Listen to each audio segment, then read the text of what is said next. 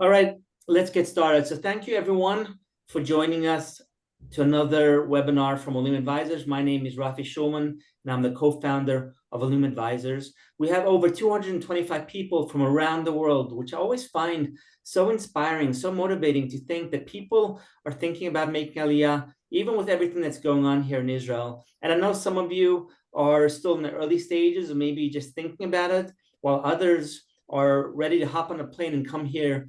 And it's amazing. It really is amazing. And we're here to help you in any way that we can. I want to just take a moment and introduce you to our panelists that have joined us tonight. Start with Angeli Holzman, Mark Bergman, Marlena Cantor, and Chuck Feinstein, who also happens to be an employee of Olim Advisors. So thank you so much for joining us tonight. We really appreciate your time. Before we get started, I just wanted to go over a few quick things. First of all, we are going to be recording the webinar. So if you have to leave early, if you've come late, don't worry about it. We'll send out an email with a link to the recording, probably on Tuesday. So you'll be able to watch it again at your convenience. And also feel free to share it with anybody else who you think might be interested in this information. The other thing is we will have a Q&A session at the end. So feel free to type your questions into the Q&A box, and we'll try and get to as many questions as we can at the end of the webinar. And the last thing is I will have my contact information and Chuck's contact information at the end. And I really want to encourage you to reach out to us. We know that we can't get into everyone's situation in this webinar. It's just not the right time, not the right forum. And everyone has their own questions, their own concerns, their own situations. And so we want to encourage you to reach out to us. Let's schedule a free consultation call, a one-on-one call. Let's really understand what you're looking to do, and we can help you figure out how to accomplish that. Okay, so for those of you who are not familiar with Olim Advisors, I just want to take a couple of minutes and explain to you who we are and why we do these webinars. So we started Olim Advisors back in 2016 because we recognized that there are a lot of people who have been thinking about making Aliyah, dreaming about making Aliyah, and just not sure how to go about doing it. They feel that it might be hard to find the right communities from abroad, or the right schools, or the right home. And as you can imagine, there are a lot of challenges that one has to deal with before they make Aliyah. The other thing we recognize is that when people get to Israel, they have to deal with the bureaucracy. There's a number of appointments that you have to deal with, and people just feel intimidated. They feel unfamiliar with the process, and so we wanted to help them with that as well.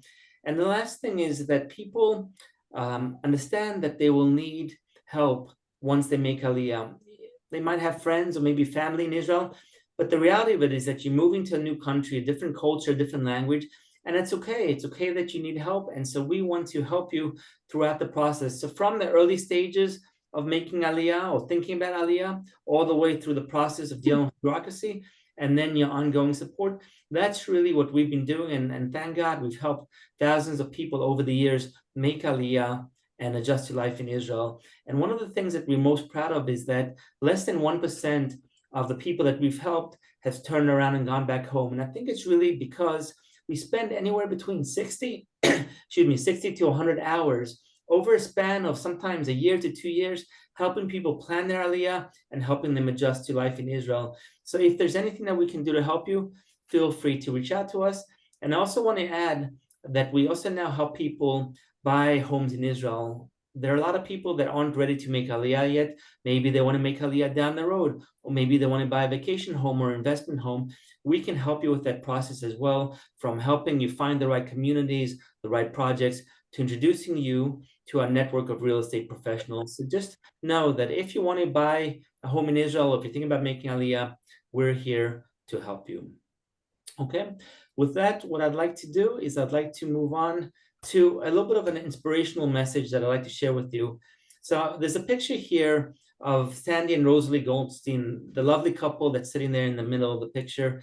The amazing story about them is that they made Aliyah a couple of years ago at the age of 101 and 97. And the message here is pretty simple and pretty powerful, that if they can make Aliyah at their age, you can as well. I'm not saying it's going to be easy. I'm not saying that you're not going to put a lot of time and effort into planning it. But the idea here, the message is that you can do it, and you can do it with help. And I want to again remind you that our amazing staff at Olim Advisors is waiting here for you to reach out to us and let us help you in any way that we can to come home, to come to Israel. Okay, so let's get to the main part of the presentation of the webinar, asking a few questions and really getting the advice from the different Olim who have joined us tonight. So the questions are: what are the common misconceptions? What should you realistically expect in your first year of Aliyah? And what tips can the Olim share with you? So Angela, if you don't mind starting, let's start with the first question, which is, what are some of the common misconceptions that you had heard, and what are your thoughts on those? Yeah, sure. So we heard basically that, no Israelis know English. Nobody knows English, and they'll just ignore you if you speak in English. Honestly, it does happen a couple times, but more often than not, I think that Israelis are more than willing to help you, especially if they hear that you're an Olim. If you say you're Olim, they're like, "Oh, wow, welcome!" They get very excited. So sometimes I still say it, even though I've been here 6 years, but just to, grease the wheels a little bit and get them on my side to help help me with whatever I need. So that was something. I mean, for small matters, they do speak English well enough, even if they say they don't. And then for more complicated matters, I do sometimes like lean on somebody or ask a friend for help. Yeah, especially with like switching over, I don't know, water bills or something like that. It's always complicated for some reason. It shouldn't be, but it is. And then the other misconception I think is that, I mean, there's probably a lot of places that it's hard to find good customer service, but if you're in an Anglo place like Beit Shemesh, it's actually kind of easy because there's a lot of other Anglos that are looking for that. I actually we moved to Carmiel in November, and even here, I find actually that the customer service is okay, some places. Obviously, the big chains, I think, if you have a teenager helping you at the checkout, like they're gonna have more attitude than other places. But the you can find it. You can find it. It's not, it doesn't not exist. It does exist somewhere. So yeah, those are the main ones. Okay, great, thank you. Mark, we'll go to you, and if you can just let everyone where you made Aliyah from and to, and how many years ago, and then if you can answer or address the common misconceptions, that'd be great. So good evening, good morning, good afternoon, everybody. We actually just celebrated our 3rd anniversary. We came here on June 10th, 2021, and that was in the middle of COVID, which meant we had to stay at a hotel for a week, getting meals put in through our door during that week before we were even able to go out and see the country. So it will not be as tough for you all when you come here. I guarantee it. A couple common misconceptions before I came here was that Israel was too expensive to live in. I'm a financial geek. I look at a lot of numbers, and even though there are people who are more than willing to tell you on Facebook boards about how expensive it is to live here, the bottom line is that when you look at the entire picture, and you assume that you're not going to live the same kind of lifestyle that maybe you lived in the United States or wherever you're from, Israel is not any more expensive to live than it was in Cincinnati. You just have to look at the whole picture. Transportation costs are lower. Most cases, you may not even have a car. Obviously, insurance is much lower. Your medical costs go out the window in terms of even thinking about it because it's so much cheaper. Sure, there are things that are more expensive. Eating out of restaurants are more expensive. If you're going to buy a 2-pound steak to eat every night, it's going to be much more expensive. But when you look at the entire picture, you'd be shocked at how reasonable it is to live in Israel. The second one that I would probably mention is about bringing children to Israel. I brought at the time a 15-year-old to Israel. She was starting her 10th grade. I would say that if you have kids that do not speak the language and that are older than that, you may have some problems because the tests, the Bagrut start at 11th grade and 12th grade. But I will tell you that she came here 10th grade. We were able to find a very good school for her. And actually, she just graduated last week, and she actually won an award from the school of being the graduate who had improved the most during the time she was here. So it can happen. And you just have to, again, we'll talk about this when we talk about the tips. You have to just plan. Great. Thank you, Mark. Orlena, you up? Hi, I'm Marlena Cantor. We made Aliyah last summer from Richmond, Virginia to Efrat. We came with 4 kids between the ages of a baby up to 10. And my first misconception is that sensitive or shy kids can't hack it in Israel. I think every time we thought about making Aliyah over the past 5 years, we thought of our second child, he's a boy, he's very shy, very sensitive, and doesn't like change. And we just thought he's not going to hack it here. On top of that, he has severe sesame and peanut allergies, which is not the most fun in this country, but is also not the most fun anywhere in the world anymore. And he is thriving. Of all of my kids, he is doing the best. It's really wonderful to see. He has friends. He goes out every Shabbat after lunch and goes to the neighbors and doesn't come. We have to drag him home at 7 o'clock.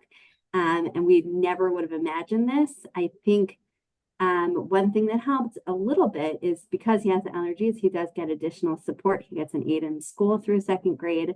That helped with the transition a little bit. And we just did our research and found a school that was going to be good for him, and spoke to the teacher before school started, and said, we expect him to run out of the building on the first day. We're going to need help with this. So we kind of knew what the challenges might be, but we had no idea how incredible it would be for him. And so quickly, and he's so happy here. My second point actually is also kind of related to my kids. Every time we thought about making Aliyah, we loved our community in Richmond. We were very happy there. We said, we're doing this for the kids.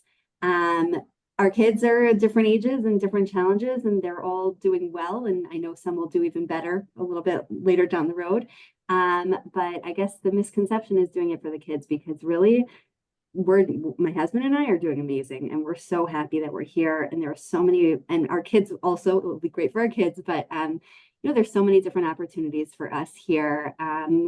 All sorts of things, meeting new people. In our mid-30s, we were nervous to kind of start over, and it's just been new jobs, new experiences. It's all been really wonderful. And so it's for all of us. Amazing. Thank you. All right, Chuck, you're next. Okay. Hi. So I'm Chuck Feinstein. I live in Riyadh. It's a complicated story. I'm from America, but I moved from America about 10, 12 years ago to Canada, 7 years in Canada, 3 years in Germany. And I came from Germany to here. So I didn't use Nefesh B'Nefesh. I used the Jewish agency, and I survived. So it's fine. I became a client of Olim Advisors, and I had such good success. I know this sounds like a commercial, but it really is. They really helped me with the bureaucracy. And when a job opening came up, I applied, and I'm very thankful to join the team. And I think I've helped a few people, and that makes me feel good. Anyway, so just looking at some misconceptions. I visited Israel a few times. I know there's some of you have been here 50 times or many times, but it's so different looking, and everything is so different. My misconception was that I will never fit in here. I mean, I've lived in Western societies, but this was so different. But in reality, once you peel the layers back, people have to buy shoes, get a will, get a car fixed. All the things that we do back home, they do here. So with a little patience and humor, you can find that you can get everything here that you got there. And so that took some of the stress away when I had that aha moment of, oh yeah, you know what? I can go to the hardware store and buy a hammer here, just like I did back there. And everything is actually more similar than it's different when you get past that it just looks different. And in a related thing, I was forewarned, and from my family that's from here, Israelis, they're so rude and brusque, and they won't ever like you.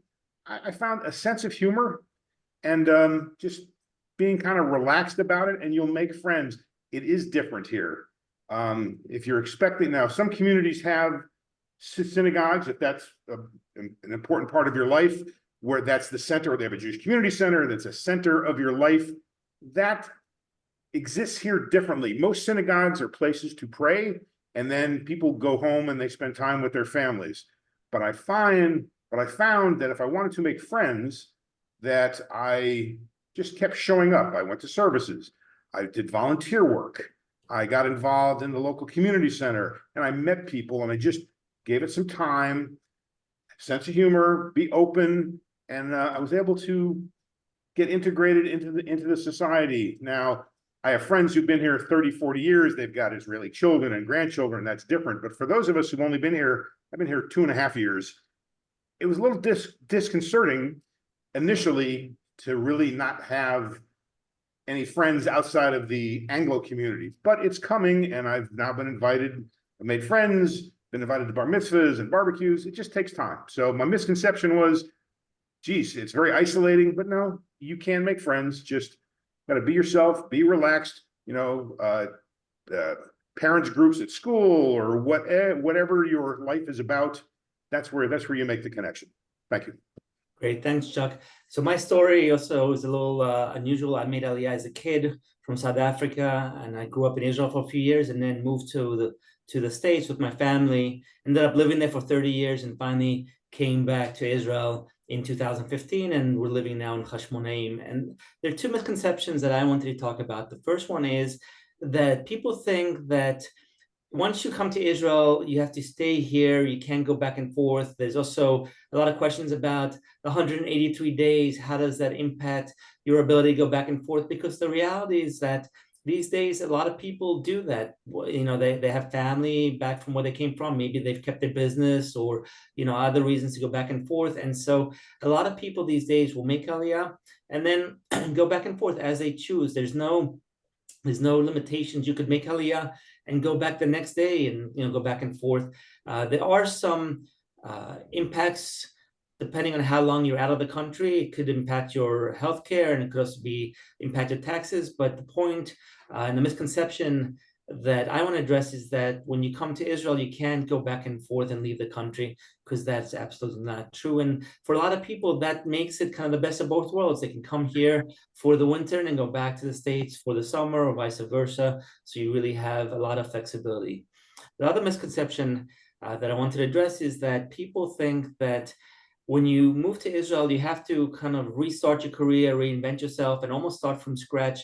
And that's not the case for a number of reasons. First of all, a lot of companies these days are letting people work remotely. So before COVID, it was much more challenging, but now there are a lot of companies that will let you move to Israel and work remotely.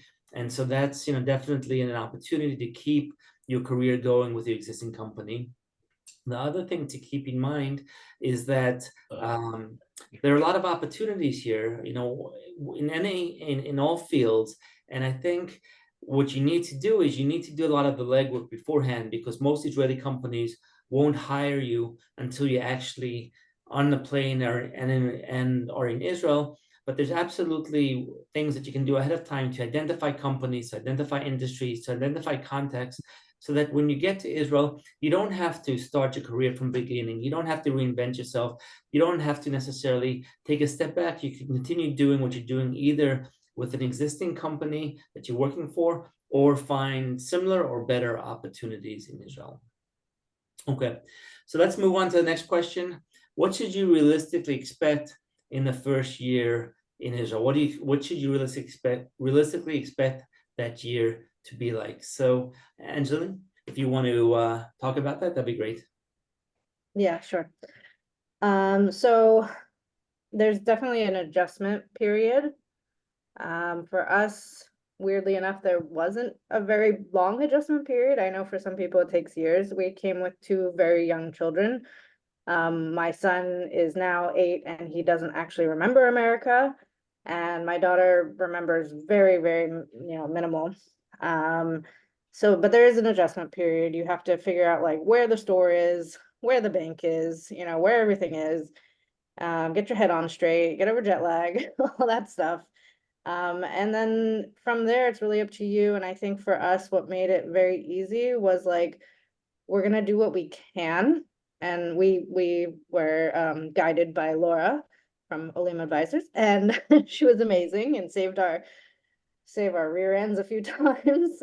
And like my husband actually lost his 2 dots of hoot like the first week we were here, and she got one for us within like 24 hours, which is just a miracle. So there, yeah, but there is an adjustment period, and don't expect everything to go back to normal right away or ever, really.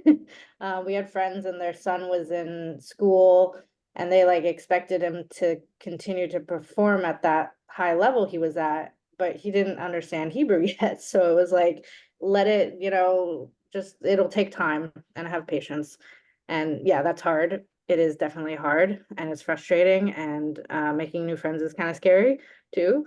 But it's definitely worth it. And once you get friends and you kind of have an emotional support around you, everything becomes so much easier. And I would say that's another thing, is that, some advice would be to get a few really close friends, reach out to people for help. People are really actually very willing to help you. I know it's hard to ask for help sometimes, but really people want to help Olim, especially. And then listen to advice, especially from other Olim who have done it before. If they say don't live on that street, don't live on that street. It's not for you. Just don't live there. They know what is going on in a lot of places. Like, it goes by the street what the like vibe is. If there this street is older kids, that street's younger kids, this one's more this kind of, I don't know, you figure it out. And that was our attitude, was like, you plan what you can, and then we're just gonna figure it out from there. And we're a team, and we're working together on this, Oh, wow. and it makes everything a lot easier. So yeah, that would be my advice. Amazing, thank you. Mark?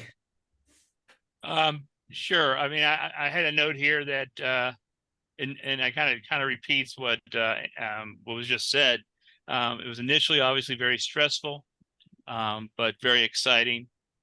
Don't worry if it takes time. Everything will take time in its country.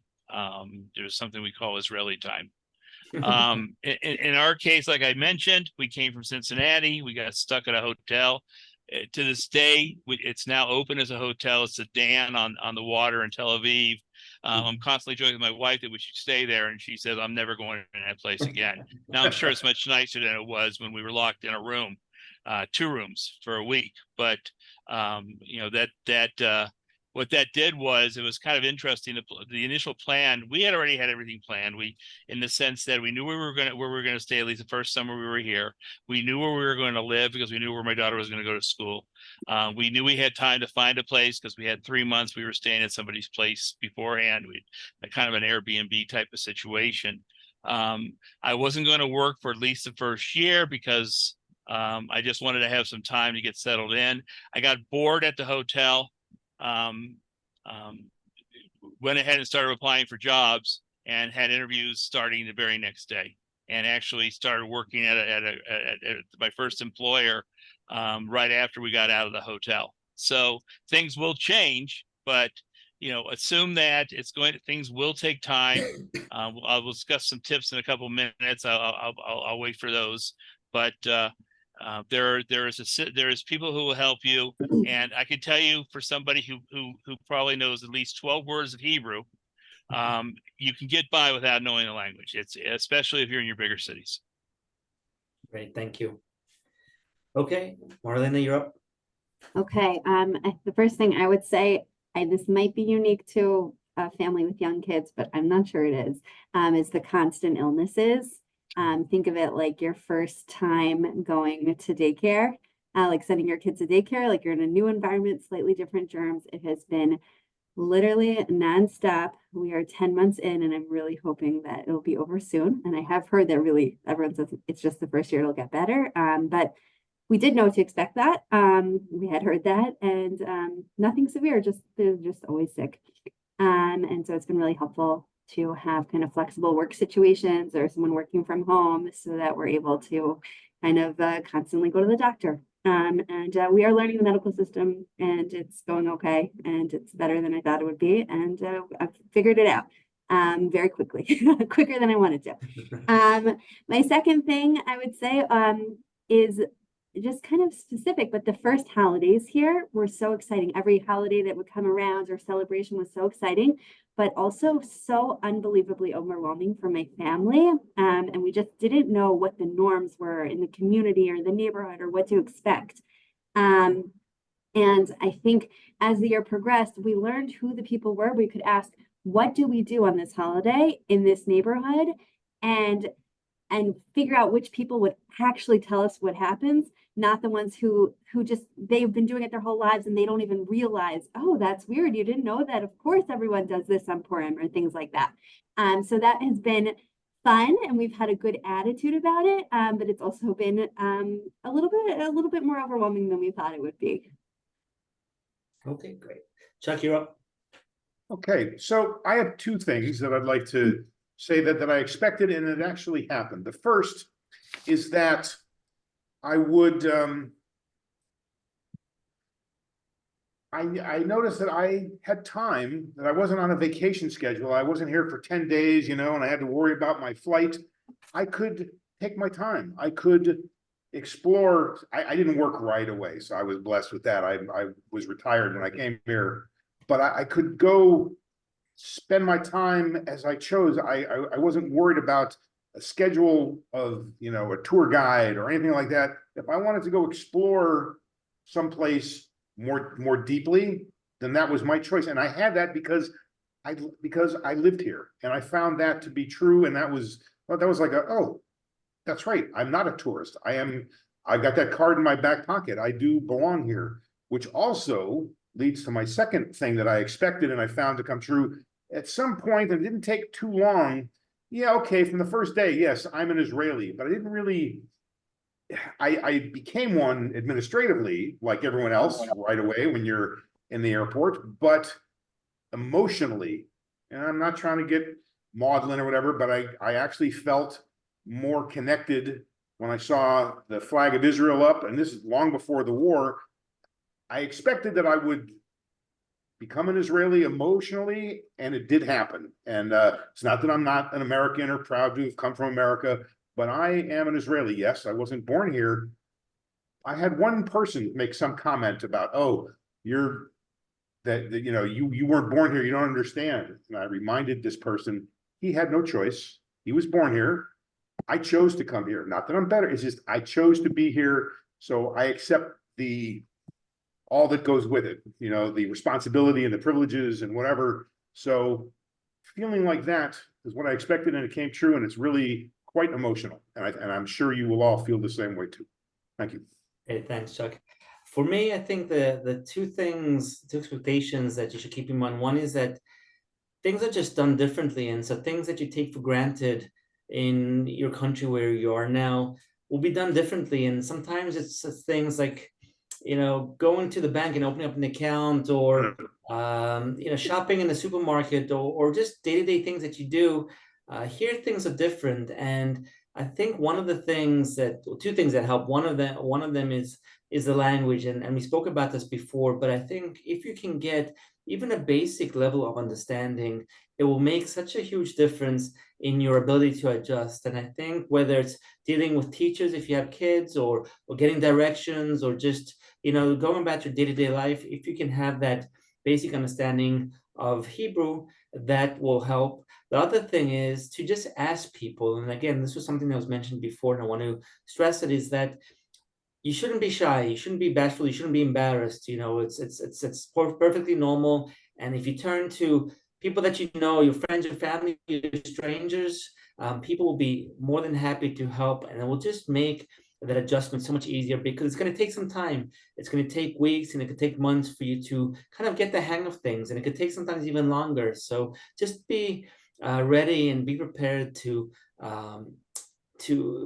a life that's going to be different in small ways and big ways as well, but it's manageable. I think if you ask for help, and if you have that basic level of Hebrew, I think that will go a long ways.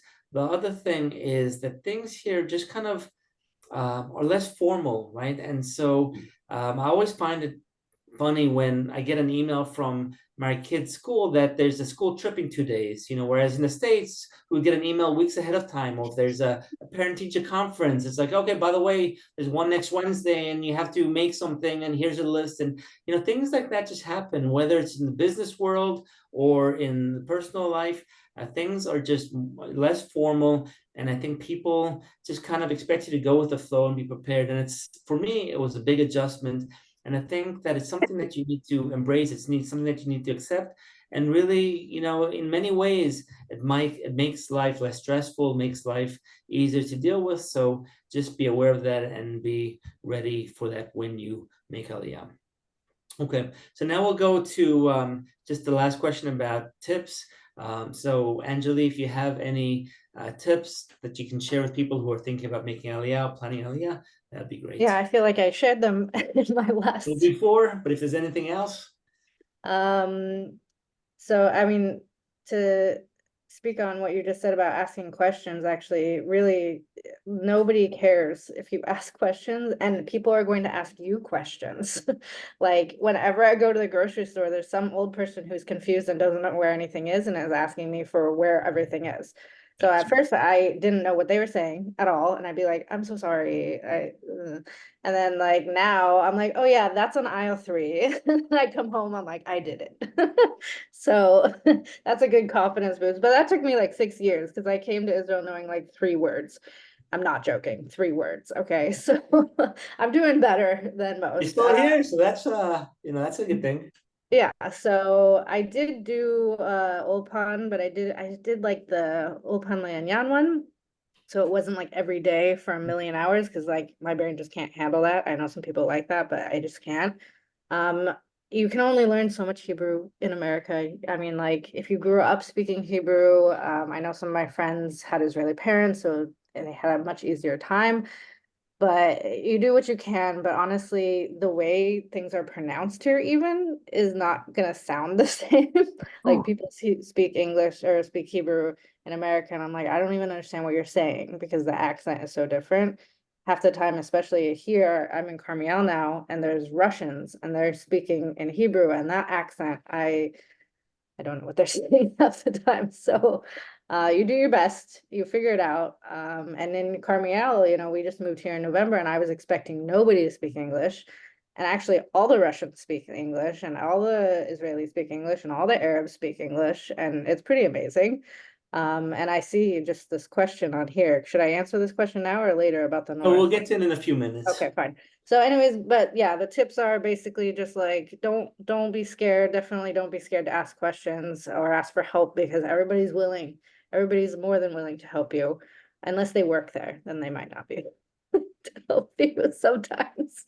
But anybody you see like around, you just ask questions and they'll help you. They're more than willing. They really are. So that would be my number 1 tip, I guess. Great, thank you. Okay, Mark, up to you. I'll give you 2. One is obvious. One may be a little less. The obvious one is advanced work's going to make the experience easier. And when I mean advanced work, I mean I can't tell you how many phone calls I made ahead of time before we were deciding to move to Israel. Once we decided to move to Israel, I set up a meeting with an accountant here to go over the budget I put together to see if it made any sense. Obviously I worked with Olim Advisors. There's support resources out there everywhere. If you're moving to Haifa, for example, I forget her name, but we were thinking about moving to Haifa, and there's a person up there who works for the Haifa government who's very responsive. She'll talk to you. She'll give you answers to your questions. The Facebook support groups, I'm not a huge fan of Facebook, but you got to have Facebook here. The support, especially for the support groups that are out there like Secret Jerusalem and the Israeli, the nationwide financial one, they're fantastic. I've asked questions in there and gotten answers right away. So do as much advanced work as you can. Feel comfortable when you're coming here. If you can do a pilot trip, I couldn't because of COVID. I wanted to do one. Do a pilot trip if you've not been there before. It'll get you a feel. Spend 2-3 weeks here. Go around to a couple places you want to go to. You'll get comfortable. You'll have a much better feel for what the country's like than if you're just coming in out of the blue. That's one. The second one is because I'm a geek. Utilize technology. I say this all the time. Technology is your friend. When I was here on a kibbutz 30 years ago, there wasn't Google Maps, there wasn't translation tools. You know, anything that comes into me in Hebrew, any text that comes into me in Hebrew, I use my Google Pixel. It'll automatically translate it for me. I have headphones. If I want to use them, they will translate. I can give a person one of the headphones. I take the other one, and we can talk to each other if I don't understand what they're saying. Samsung now has a new system out there. Hebrew is not one of the languages, but it will be in a couple of years, that you literally talk to your phone and it will translate to another language, like, you know, like a text message. So look what's out there, take advantage of it, bring it here. Trust me, the emails, the stuff I see in all the groups about, well, can I get US TV? Heck yeah, you can. You just have to learn how to use what's called VPN, virtual private networking. Once you have that, you can watch anything you want. I got HBO, I got Netflix, I got Hulu, and I got all those systems. Too many of them, actually. What? Yeah, of course. What? Talk to me later. But I mean, it's not illegal. There's nothing, well, maybe a little bit, but it's not 100% illegal. But I mean, all that stuff is out there. You can use it. You just have to learn the technology is your friend. And as time goes on, it's going to get better. So those are my two. Great. Thank you, Mark. Orlena, you're up. Okay, I have a few things. First, kind of relating to the doctor's offices, the norms in the doctor's offices are really different. So just walk in there and know that you are not in America anymore. And I just started paying attention to other people and seeing what they're doing. And if they popped in between patients to say, hey, my kid's been 30 minutes on the eye drops, it's time now. First time I did that, I could not believe I did it. But that is how you do it here. And you learn by copying other people, and you say, hey, I have one question for the doctor. I'm going to cut in line. Okay. It's going to be fine. And everyone does it. The second thing, just try new things. I haven't played basketball in 20 years.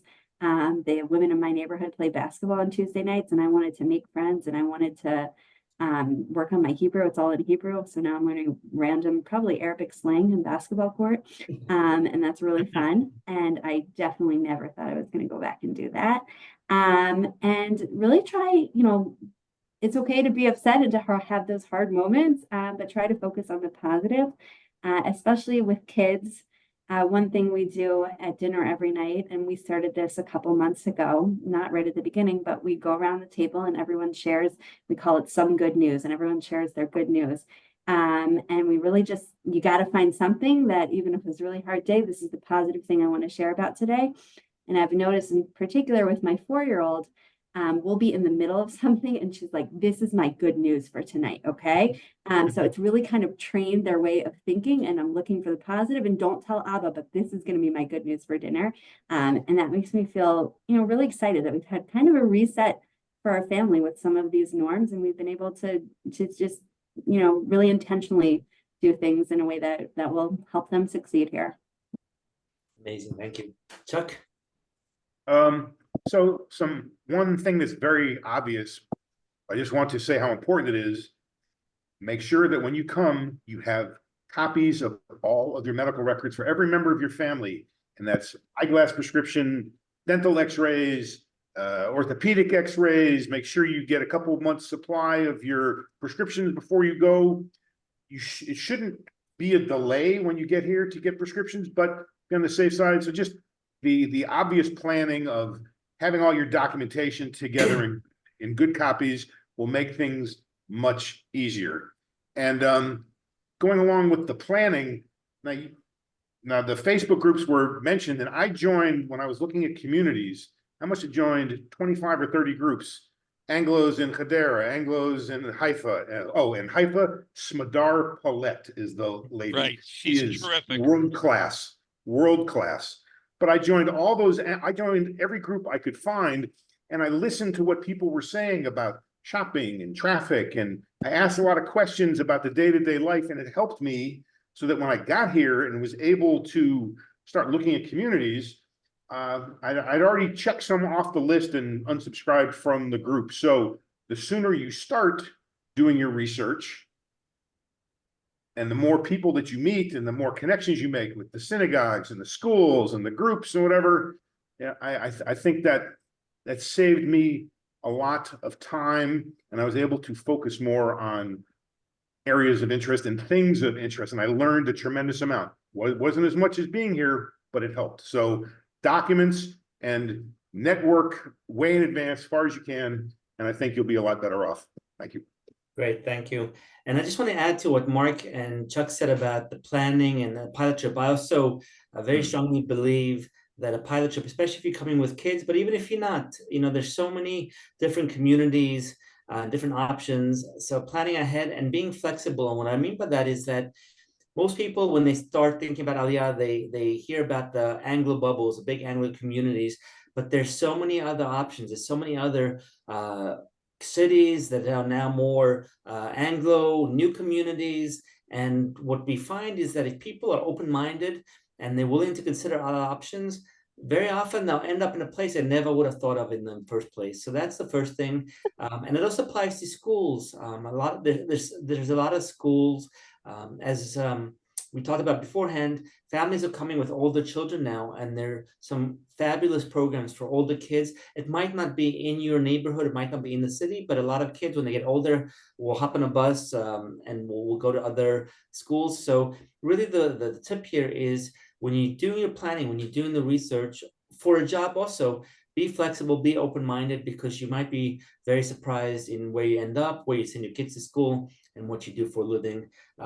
And the other tip is more specific to shipping. We get a lot of questions about what you should ship, appliances and clothes and cars and all these things. And what I want to really mention is that the homes, the apartments in Israel are a lot smaller than your typical houses from where you're coming from.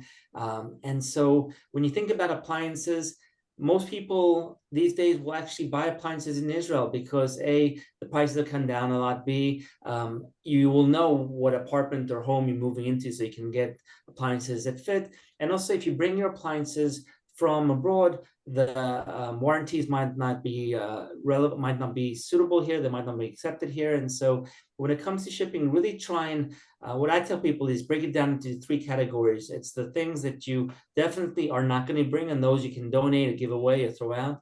There's a pile of things that you definitely want to bring with you, and whether it's toys and books for the kids or clothes or furniture, beds, things that you think you will definitely need, then you have that category. And then the things in the middle that are the maybes, and that really depends on how big of a lift you're bringing and how much you're bringing with you. But I think that will really help you decide what you should ship and what you shouldn't ship. So I hope that this has been helpful. What I want to talk about just for a minute are some of the resources that we offer in Olim Advisors. So we talked about Facebook groups. We have a Facebook group called the Anglo Support Network in Israel. We have over 9,400 members, and it's a combination of people that have made Aliyah and people that haven't made Aliyah yet, and we all want to help each other. So I want to encourage you, if you're on Facebook, to join that. We also have a WhatsApp group called Olim Helping Olim, and again, as everyone's mentioned here, people are so willing to help, and you should take advantage of that. And so the WhatsApp group is a very active group for just small questions, big questions, whatever it might be. So if you want to join, let me know. And then we have a couple of guides, a couple of tips that we've put together for people who are making Aliyah and for people who are thinking about buying a home in Israel. If you want us to email it to you, just go ahead and shoot me an email, and I'll gladly send that to you. And the last thing is, if you're thinking about signing up for one of our packages, one of our Aliyah packages, whether it's all-inclusive or VIP, or if you want to get more information about how we can help people make Aliyah, just keep in mind we are offering a discount, a 30% promotion if you sign up by the end of June 30th. So reach out to me and I'll be happy to share the information with you. Can I just mention one more thing? Sorry, Please. I just saw your WhatsApp groups. Wherever you land, make sure to just sign up for all the WhatsApp groups, because that's how everybody communicates. That's where all the school groups are. We had so many helpful ones in Beit Shemesh when I lived there, and even here, and they're so active, and everybody helps with everybody. Not just WhatsApp groups. Everybody has a WhatsApp. Yeah, everybody has it. And most people in the US don't use it, but you're going to use it here. Yeah, a lot. Okay, with that, we're going to move into the Q&A session. So give me a second here just to take a look at some of the questions, and we'll start going through some of them.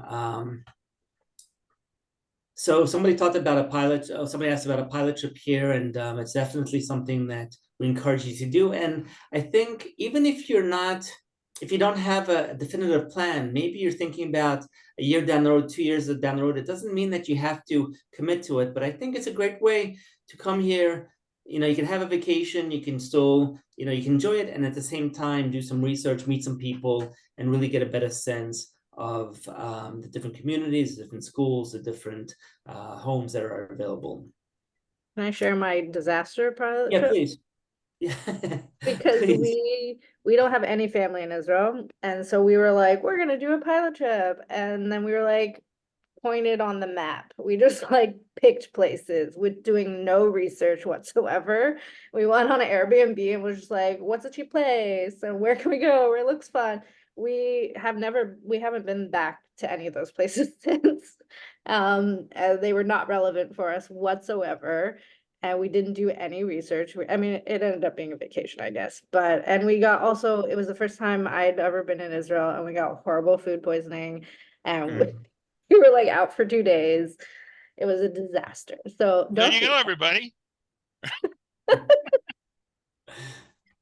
Yeah, Thank you. it was horrible. So yeah, do research, ask people that are like you, or if you know a friend of a friend or a friend of a cousin, I don't know, find somebody that's kind of like on your same level, and then like ask them what they like about their community and where other communities are that are similar to that, of that feel, that vibe, whatever you're looking for. I think that would be really important because we really Right. It's a very good point, because most pilot trips are 10 days, 2 weeks, and you want to make sure it's productive. And so that's one of the services that we offer. And if you need some help, we're happy to help you in making a list of communities, introducing you to people. As Angelique said, it's so important that you meet people in different residents in the different communities. So if you're thinking about a pilot trip, definitely reach out to us and we can help you with that. There's a question here about the situation in the north, and I think it's obviously it's a concern for everybody, and people rightly so want to know what's going on. So Chuck, if you guys want to talk about how you're handling the situation, I think that would be helpful to the audience here as well. I'm also in the north. Yeah, right. You're also in the north. So in Nahariya, thank God, we haven't had too many alerts, but not too far from us. They happen all the time. So We had one today. about the communities right along the Lebanese border, Shlomi, and out in the west, Shlomi, Rosh Hanikra, most of those places are pretty well evacuated. So I just say, I can only speak for Nahariya. I can't speak for anywhere else. If you were to just drop in by helicopter, it looks like people are doing their normal life, but in reality, everyone knows where the shelters are. People who have, this is not America, so people who are licensed, a lot of people carry guns or knives or pepper spray because Homefront Command says we should do that. But on the other hand, kids go to school, people are living their lives, but they're always aware. So that's all I can say. And people who might not in the past normally pay attention to rules, they listen to the alerts, the WhatsApp groups with the Homefront Command things, they listen to the sirens. But on the other hand, we go about our business. So that's all I can say for Nahariya. I don't know what Carmel is. We're actually building our mamad because our house was built before the law was passed that you needed a mamad. So we don't actually have one. And we moved here November 2nd. So that was a little, but so we hide in the hallway, but we're building ours, and our architect actually said that her requests for mamads or mamadim are like through the roof right now. Everybody's doing it. Everybody's putting one in. Our neighbor just finished theirs. There's another one going up there. I mean, everybody's putting them in now. And yeah, there's definitely like high alert, I think. And there's definitely I feel better when I'm like hanging out with my army friends. But otherwise, yeah, I went to the store today and it was like there was an alarm for something, and we just kind of looked around. I looked at somebody else and they're like, it's good, yeah, okay. And then like you just go back to normal, like nothing happened. It's kind of weird, but that's I don't know. There's nothing to do. So that's reality. Merlina, I just want to say one other thing. I'm sorry. So if you are living in the north or near or in the south, once you come here, and hopefully, you should even once the war is over, There are instructions to follow from Homefront Command on how to set up your mamad, how to set up your safe room, for what supplies to have in it, and all that. I would encourage you to follow the rules. It'll just make things better, give you a sense of comfort to know you've got bandages and water and canned food and batteries Yeah. and all that stuff, right? Yeah, we put it in our basement. We have a basement. We put water, blankets, things you can lay on, and then we loaded up the iPads with as much content as possible. And there's little generators you can also buy to just plug certain things in if you need it, just to keep the kids entertained, you know, because it's a stressful situation. You want them to be sedated. Right. Marlena, how are you and your family dealing with the situation? How's it impacting you? I know it's, it's really not. I think the biggest thing is where we are in Efrat. A lot of husbands are still gone. They're on their third rounds of reserve duty at this point. And so, it's just trying to be aware of that and who might, want to be checked in on. And at the beginning, when we got here, we have all Israeli neighborhoods, and October 7th, everyone's checking on us. But that really, shortly after that, we were also baking cookies for everyone else. We have a lot of soldiers around us. We're in Judea and Samaria. We have a lot of soldiers. We do what we can to help out. And everyone, I think it's really helped us, unfortunately, build community really quickly. And, you have people to lean on. Right. Mark, what about you and your family? So I'm lucky. I live in our Nona area of Jerusalem, and I've been told again and again, because we're so close to the Arab mosques, that they're aimed so bad that the odds are against us getting anything hit us. Of course, October 7th was an unbelievable day, a shock, and something that I haven't gotten over. I'm sure this country hasn't. I know this country hasn't gotten over. When the sirens went off, we didn't know what to do. Frankly, we don't have a protected room.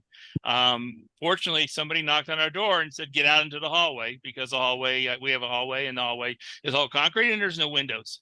And so the first few days there were some sirens. And then after that, the sirens calmed down. A lot of, and we consider ourselves very fortunate. And of course we pray every day that the hostages get released and this war ends. Right. I think with us, I have 4 kids. The oldest is 20, and the youngest one is 10 or 11.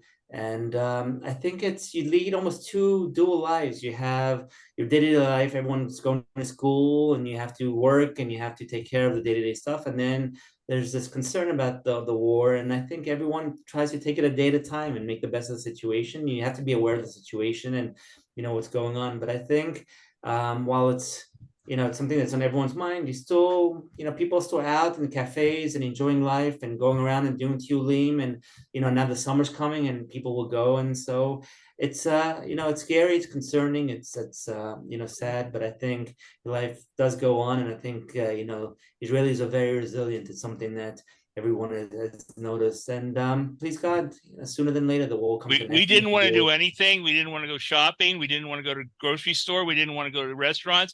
And we have people say to us, what are you, nuts? You got to support these people. Right. They can't, you've got to go there. So it really, you're right. It's a double-edged sword. Right.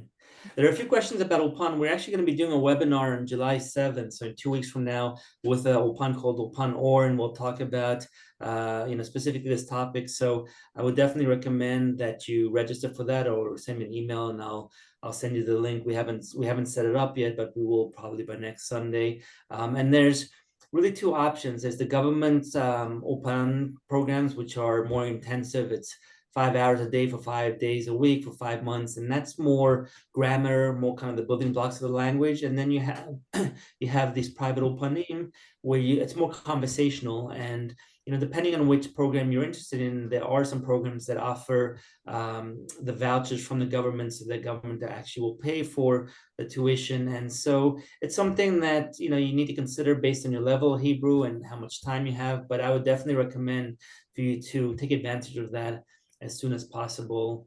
So it does help you improve the Hebrew. And somebody was asking what I consider basic Hebrew, and it's really just to be able to to get around and to talk to people. It's not going to be 100% accurate, but as people understand what you're trying to say, and if you can understand their message, that's really what I'm referring to get to that point where you can get your point across so that you can you can communicate with people who do not speak English.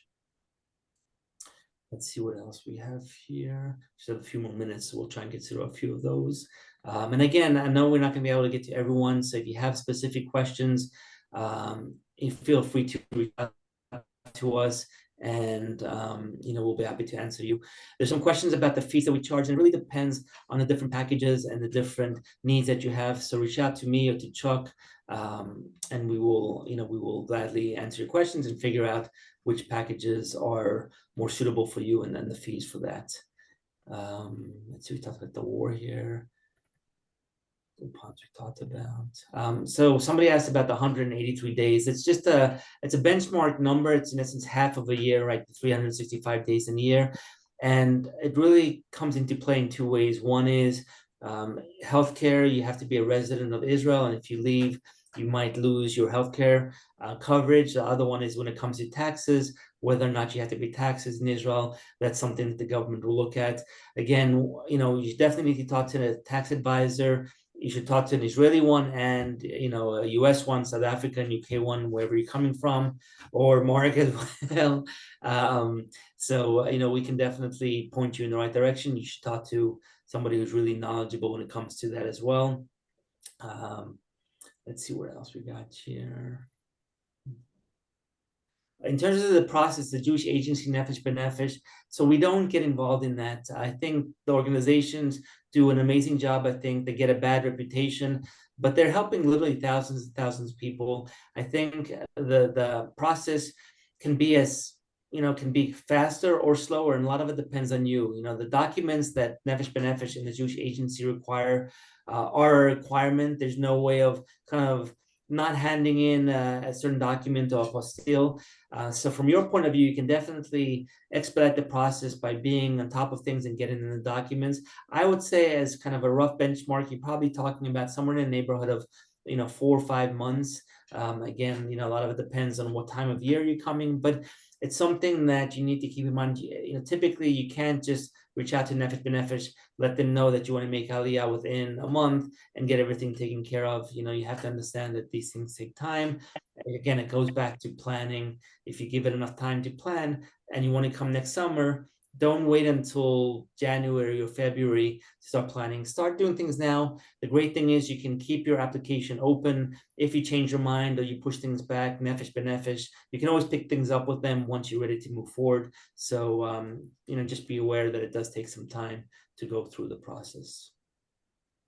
Okay, and now, so the question here about work. So Mark, you said you were fortunate in terms of getting a job pretty quickly. What are the other experiences here? If you have any experiences in terms of getting a job, or Mark, from your point of view, what was your game plan? You said you wanted to take a year off, but my game plan was take the year off, and I was pretty careful. And this is one of the things I did a lot of research about before I came here, and that was what skills of mine, especially given my limited knowledge of the language, what skills of mine would be best carried in. And what I discovered was I do taxes. I've done taxes for H&R Block for 28 years. I'm an enrolled agent and have a lot of skill. And that if you have done taxes and you have a background in that, that's needed in Israel. You don't have to know Israeli taxes. Israeli taxes confuse the heck out of me, but there's opportunities there. So I took advantage of that. I changed my resume to even though the taxes was part-time in the US, to make sure that it was more up to the top. And I was lucky enough to find, at least I've now on my second job, I'm retired, but I'm working part-time. And by the way, you haven't discussed that yet, and that's part of a discussion, is what happens when you decide to take U.S. Social Security in terms of working in Israel, because it's significantly different than other countries in the world. There's some benefits and some downsides, but I was lucky enough to find jobs doing accounting / tax work. Great. Okay, well, thanks so much. I think we're reached our limit here, but I just want to again, first of all, thank the speakers for joining us tonight, and also let you know that as you can see, the making Aliyah is challenging. There's a lot of things that you need to do, a lot of hoops you have to jump through, but I think, and I'm speaking for everyone now, I think we all feel that it was such a good decision for ourselves and for the family. And it's something that I think you'll look back and say, wow, it was totally worth it. And it's an adventure. It's an opportunity to start a new life, do a lot of things that maybe you wanted to do for yourselves and if you have kids. So I really want to encourage you to, see through, go through your plans, see it through. And if there's anything that any of us can do, I know that we'll be more than happy to help. So thanks so much. Have a good week. Be well. And we'll speak to you soon. Take care. Thank you all. Thank you.